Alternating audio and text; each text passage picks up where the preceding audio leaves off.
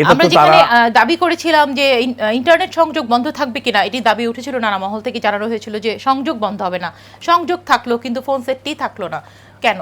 আপনার সেটা তো নির্বাচন কমিশনই ভালো বলতে পারে। বাস্তব পরিস্থিতিতেই তারা পূর্ণাঙ্গ বডিতে সিদ্ধান্ত নিয়ে তো তারা এটা করেছে, তারা এটা ভালো ব্যাখ্যা। আপনারা এটিকে সমর্থন করছেন?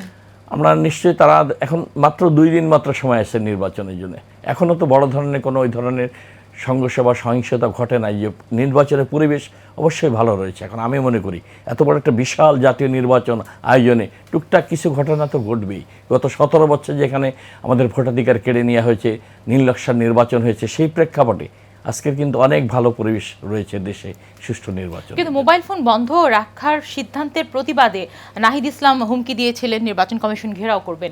জামায়াত আমিরও আন্দোলনে যাওয়ার হুমকি দিয়েছিলেন। তাহলে এরকম সিদ্ধান্ত, যেটিতে আন্দোলনের হুমকি ঠিক 2 দিন আগে দলগুলোর থেকে আসে, সেই সিদ্ধান্ত কি আসলে সুবিবেচনাপ্রসূত?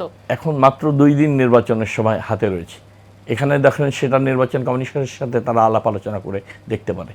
এটা সামান্য একটা ছোট ঘটনার প্রেক্ষাপটে এত বড় একটা নির্বাচনের আয়োজন দীর্ঘ 1 বছর 4-5 মাস ধরে এই অন্তর্বর্তীকালীন সরকার করে যাচ্ছে, ঐতিহাসিক একটা দিনক্ষণ নির্ধারিত হয়েছে জাতীয় নির্বাচনের জন্য।